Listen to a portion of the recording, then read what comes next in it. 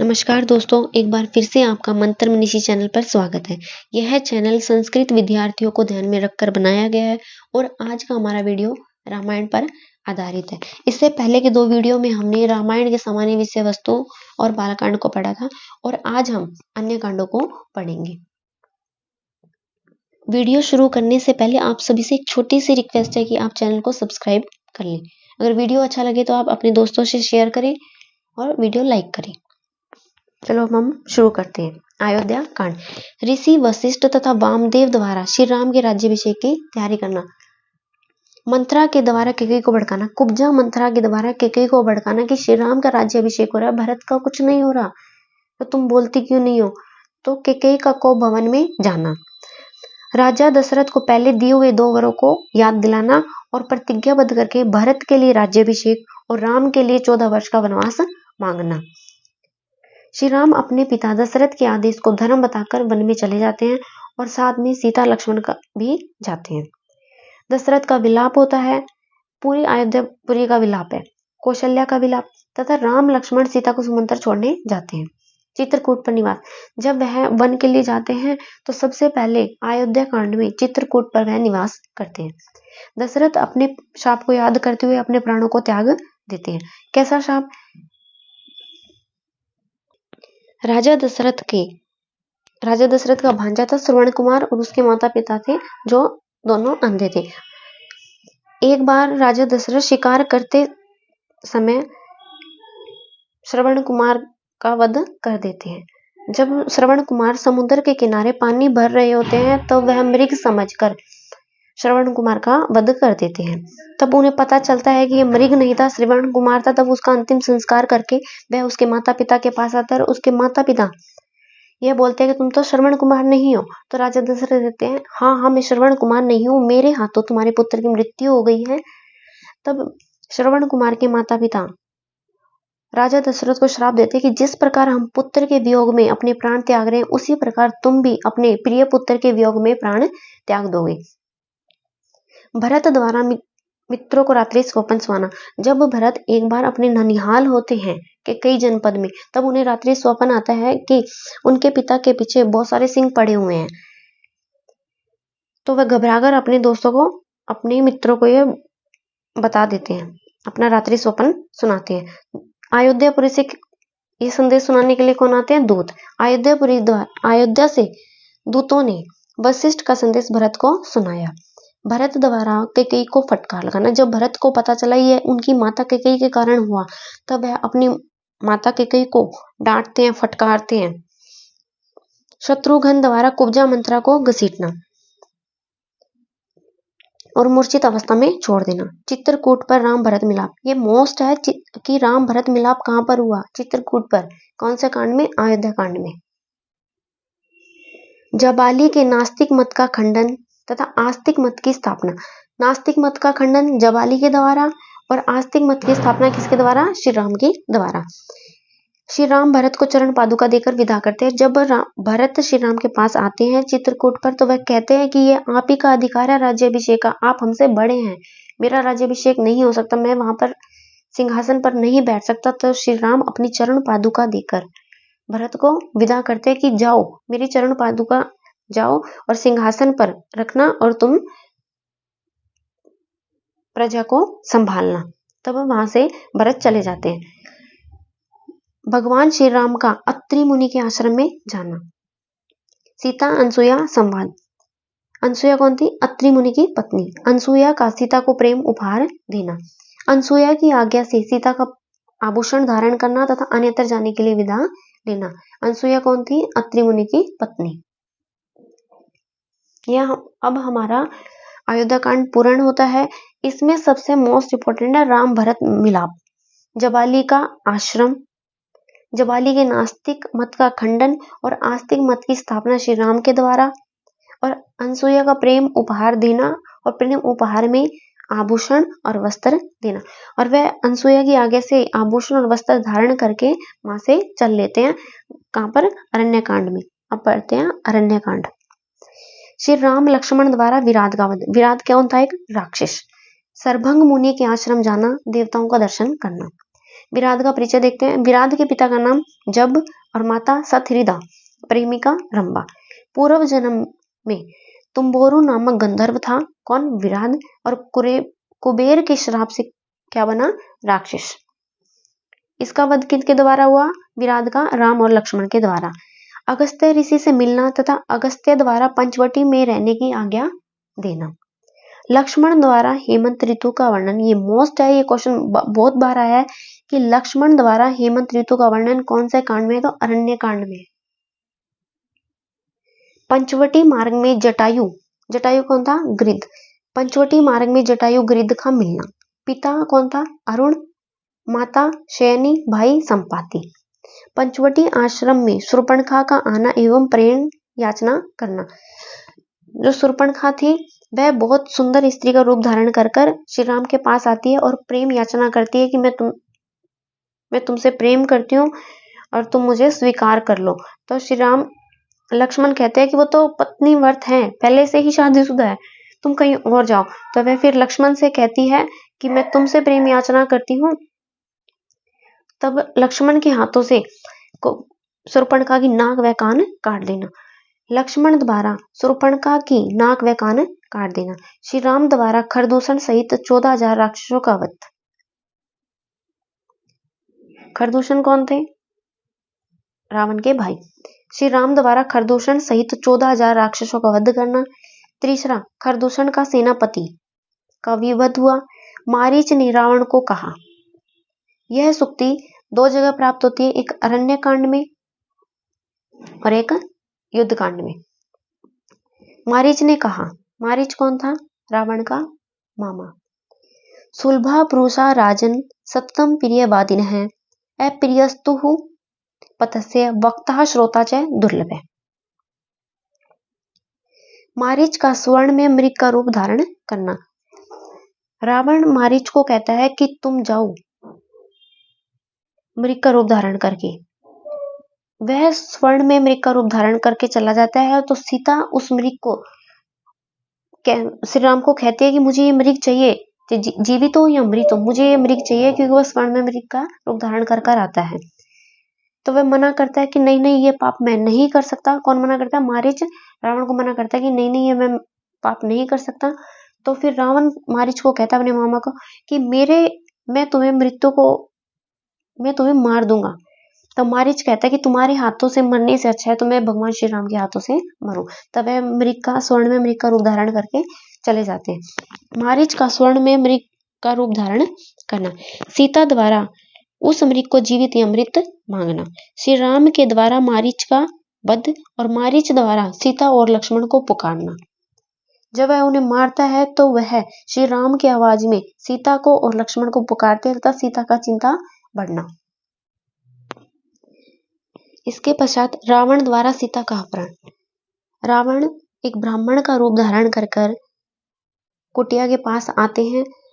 जब सीता की चिंता बढ़ती है तो सीता लक्ष्मण को अपने भाई राम के पास भेज देती है। कहती है कि नहीं नहीं, मुझे चिंता हो रही है, तुम अपने भाई के पास जाओ। तो लक्ष्मण मना करता है कि नहीं नहीं, भाई आदेश देकर गए हैं, श्री राम आदेश देकर गए हैं, आपका ध्यान रखना है। तो फिर सीता कहती है नहीं नहीं, तुम जाओ। तो फिर लक्ष्मण रेखा खींचकर जाते हैं कि आपको अपनी भाभी माँ को कहकर जाते हैं कि आपको इस सीमा से बाहर नहीं आना। तब रावण ब्राह्मण का रूप धारण कर आता है और सीता से भिक्षा मांगता है, भिक्षाम देही। तब सीता उससे बाहर नहीं देती तो वह रावण सीता को कहता है कि मैं इस सीमा से उधर नहीं आ सकता, तुम इधर दे दो।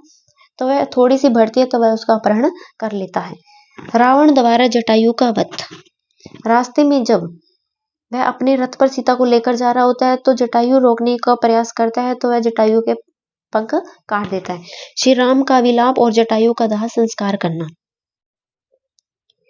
श्री राम और लक्ष्मण द्वारा सीता की खोज।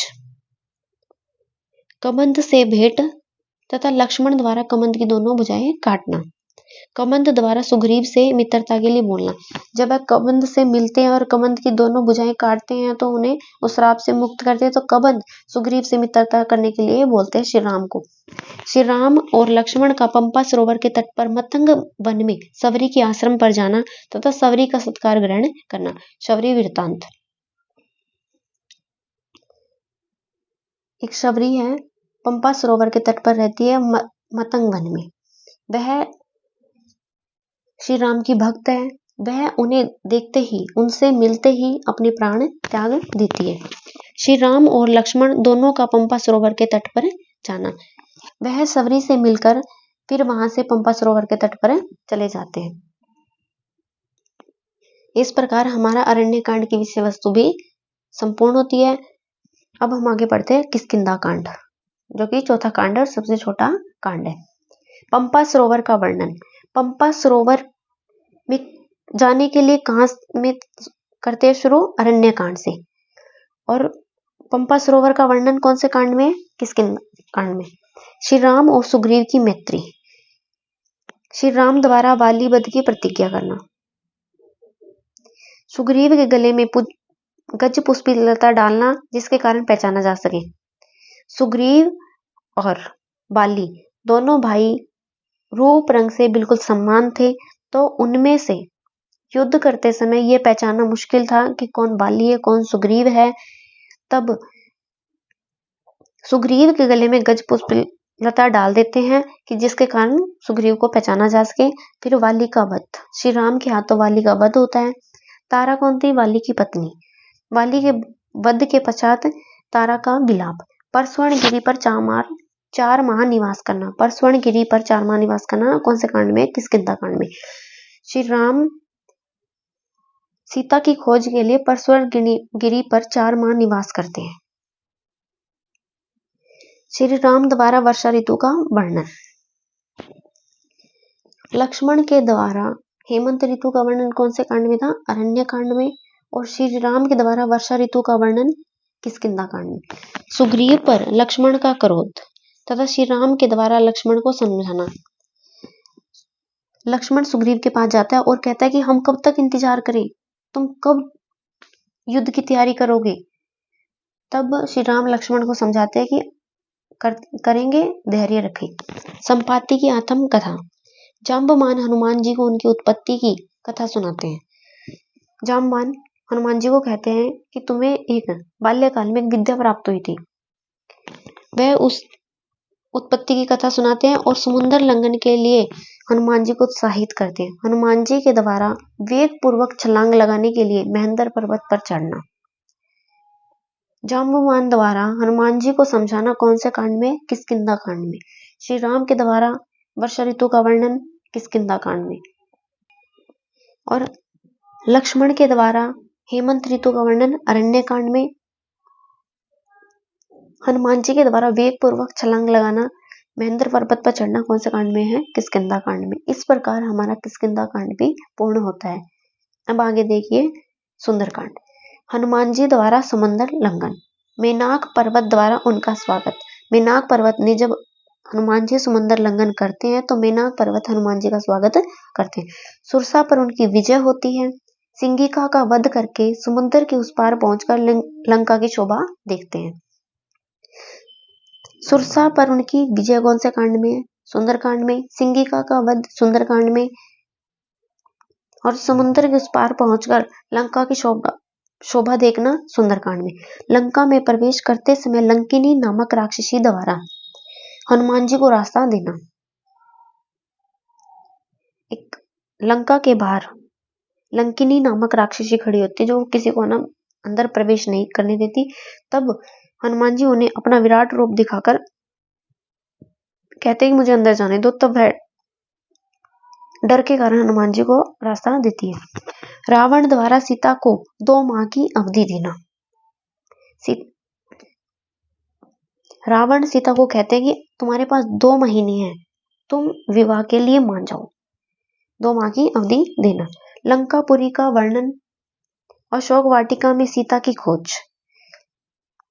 जब हनुमान जी लंका पहुंच जाते हैं तो लंकापुरी का वर्णन होता है और अशोक वाटिका में किसकी खोज करते हैं? सीता जी की खोज करते हैं। सीता का करुण विलाप देखते हैं तथा अपने प्राणों को त्याग देने का भी निश्चय करते हैं। त्रिजटा का स्वपन। त्रिजटा कौन थी? एक राक्षसी। राक्षसों के विनाश तथा श्री राम की विजय की शुभ सूचना सीता को देती है। त्रिजटा कहती है कि मुझे रात्रि में एक स्वप्न आया कि राक्षसों का विनाश हो गया और श्री राम की विजय हुई है। तो इस प्रकार का रात्रि स्वप्न सीता को सुनाती है। सीता जी का हनुमान जी पर संदेश करना। श्री राम का गुणगान, हनुमान जी द्वारा मुद्रिका देना और सीता जी से चूड़ामणि लेना। हनुमान जी द्वारा अशोक वाटिका का विध्वंस। हनुमान जी अशोक वाटिका को तहस नहस करके वहां से चले जाते। रावण की पत्नी मंदोदरी। मंदोदरी से रावण को 2 पुत्र प्राप्त हुए थे, इंद्रजीत और मेघनाथ। प्रहस्त के पुत्र जम्बूमाली का वध हनुमान जी के द्वारा। मंत्री के 7 पुत्रों का वध हनुमान जी के द्वारा। रावण के सेनापतियों का वध हनुमान जी के द्वारा। रावण पुत्र अक्षय कुमार का पराक्रम एवं वध हनुमान जी के द्वारा। इंद्रजीत और हनुमान जी का युद्ध। इसके बाद रावण के पुत्र इंद्रजीत और हनुमान का युद्ध होता है हनुमान जी के द्वारा इंद्रजीत के दिव्यास्त्र में बंधना। हनुमान जी इंद्रजीत के दिव्यास्त्र में बंध जाते हैं। विभीषण द्वारा दूत वध का निषेध करना। रावण का छोटा भाई विभीषण कहता है कि दूत का वध नहीं करना चाहिए। रावण द्वारा पूंछ में आग लगवाना। रावण ने कहा कि भी इसकी पूंछ में आग लगवाते थे। जितने भी लंकापुरी में जितने भी घर थे सब थे, उनके घरों से सभी के घरों से तेल मंगवाए, सभी के घरों से कपड़े मंगवाए, इतने कपड़े बांध दिए, पर हनुमान जी की पूंछ इतनी लंबी थी, कपड़े भी कम पड़ गए और तेल भी कम पड़ गया। सिर्फ एक ही घर से ना तेल आया ना कपड़ा आया। वो घर कौन सा था? विभीषण का। रावण द्वारा पूंछ में आग लगवाना। हनुमान जी द्वारा लंका दहन। जब उनकी पूंछ में आग लगवाई, हनुमान जी तो उड़ते थे, उनके पास शक्ति थी, उड़ सकते थे, तो लंकापुरी को आग लगा देते। और लंकापुरी किसकी थी? सोने की, जो जल जल कर पिघल जाती है। हनुमान जी द्वारा श्री राम को सीता जी का समाचार सुनाना और चूड़ामणि देना। इस प्रकार हमारा सुंदरकांड भी पूर्ण होता है। हमने आज बहुत सारे महत्वपूर्ण बिंदुओं को पढ़ा है। मैं तुम्हें यकीन दिलाती हूँ कि इस वीडियो के माध्यम से बहुत सारे तुम्हें ऐसे प्रश्न मिले होंगे जो तुम्हारे लिए नए होंगे। आज के लिए इतना ही। धन्यवाद। जयतु संस्कृतम, जयतु भारतम। एक बार फिर से रिक्वेस्ट है कि आप चैनल को सब्सक्राइब कर लें। अगर वीडियो अच्छा लगे तो अपने दोस्तों को भी शेयर करें। जयतु संस्कृतम, जयतु भारतम।